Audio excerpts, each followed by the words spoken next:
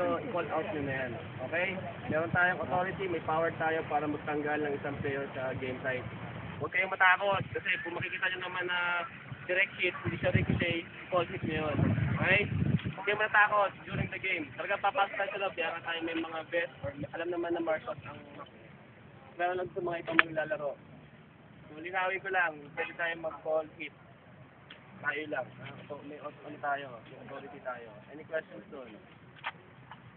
So, pag martial, hindi na tayo nakatayo sa isang lugar, pwede tayong magpalakad-lakad. Pero ingat lang sa pupuntahan natin, sa papasukin.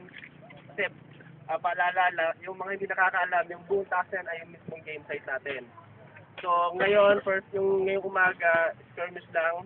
So, mga regular game, mga 15 to 20 minutes game, depende sa bilis ng paglalaro ng mga yan. Eh, sa hapon tayo magsimula ng main event natin, yung main game. Medyo yun ang mahaba-haba. So, kailangan ko ng talagang tulong mula sa MAC members ng mga hindi maglalaro. Paalala yung mga marshals, huwag kumpul-kumpul ha.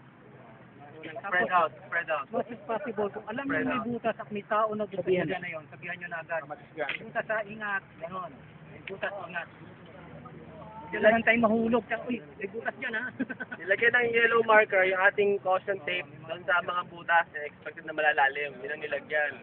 Yung ibang medyo konting okay lang, yun ang nilagyan. Kita naman pati eh. Hindi na siya yung natatabunan ng damo. Tsaka kagandahan yan, na pinabasan siya, nakita na yung mismo mga may butas. Tulad ng partial, yung area na may bamboo. Wala na. Wala na.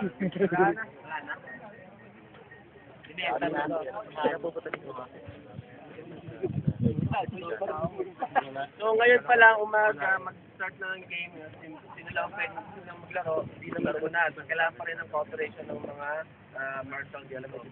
Okay, kung maaari nga sana lahat may radyo sa mga mag-volunteer ng martial. Para madaling tayo mag-communicate kahit nasaan tayo sa area na to. Yung radyo ko ibibigay naman sa marshal na naman.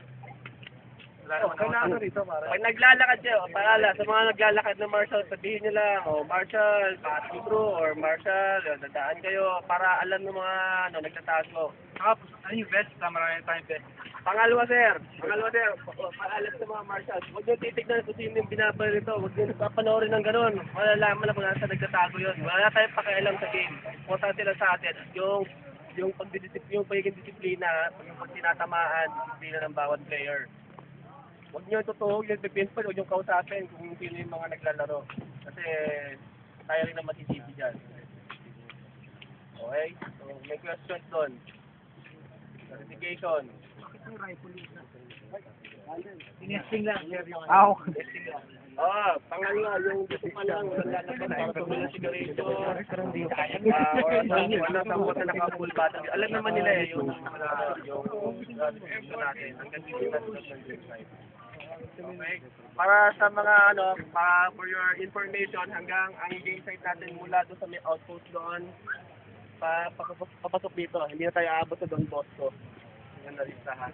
Mamaya ang main event natin, first game natin, mahingi sana ang assistance kung sila may mga malalaking sakyan tulad ni Rog, Ralphie sana kasi ang dating niya, i-drop off yung mga players mula doon sa taas, sa papasok dito. Para sa helicopter, pa sila, papasok nila yung pavilion na to. Yun yung main event natin sa first game. So, yun lang ang nag-build ko sa inyong idea sa ngayon. Okay? Any questions doon? Pagdating na ng 12 o'clock, break tayo kasi kailangan kumain.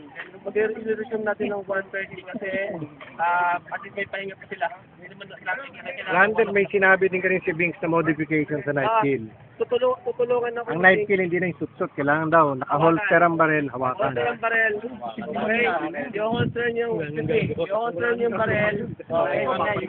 Makinig. Sa mga maglalong Mac, i-holster yung barel. Hawakan niyo yung night kill niya. Hindi pwede sutsutan lang. Babalin pa rin kayo na. So, what if merong instance na ginanon niya? Sir, hit ka na. Ano, wala natin ang susunod o invalid yun. Barilin mo na liguro sa paa. Dapat ibabalik yung pistol. Pero yung ganyan ka na. Alam na. Back. Alam na.